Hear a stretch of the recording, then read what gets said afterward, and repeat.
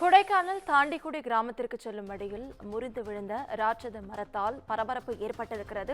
இது குறித்த முழு விவரங்களை வழங்க செய்தியாளர் கிருஷ்ணமூர்த்தி நம்மோடு இணைப்பில் காத்திருக்கிறார். கிருஷ்ணமூர்த்தி, வணக்கம். விவரங்கள்.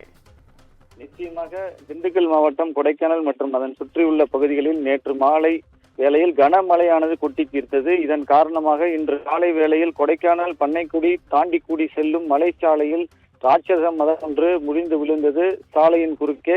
இதன் காரணமாக இந்த சாலையில் சுமார் 45 மணி நிமிடங்களுக்கு மேலாக போக்குவரத்து பாதிப்பு ஏற்பட்டது. இதனையடுத்து ஜனநாயகன் படம் தாண்டிக்குடி மலை கிராம உச்சியில் நடைபெற்று வருவதால் பண்ணைக்காடு தாண்டிக்குடி கிராமங்களை சுற்றியுள்ள பகுதிகளில் படக்குழுவினர் தங்கும் அறை எடுத்து தங்கியுள்ளனர். இதன் காரணமாக தாண்டிக்குடி கிராமம் உச்சியில் வாகனம் செல்லும் பகுதியில் படக்குழுவினர் மரம் முறிந்து விழுந்ததன் காரணமாக படப்பிடிப்பு நடைபெற உள்ள இடத்திற்கு செல்ல தாமதமானது. இதனால் வாகனத்தில் சென்ற படக்குழுவினர்கள் இணைந்து சாலையில் விழுந்த மரத்தினை அகற்றி போக்குவரத்தை சீர் செய்தனர். இதனால் அப்பகுதியில் சிறிது நேரம் பரபரப்பு காணப்பட்டது. மேலும் ஜனநாயகன் 2வது நாள் படப்பிடிப்பிற்காக தாவைக்கா தலைவரும் முன்னணி நடிகருமான விஜய் மங்களகோப்பு மற்றும் தாண்டிக்குடி கிராமம் வழியாக படப்பிடிப்பு நடைபெறும் தனியார் தோட்ட உச்சி பகுதிக்கு சென்றுள்ளார். குறிப்பாக இவர் செல்லும் வழியில் நின்றிருந்த ஊர் பொதுமக்கள் பார்த்து வாகனத்தில் இருந்தபடியே கையசைத்து சென்றது குறிப்பிடத்தக்கது. நவீனா,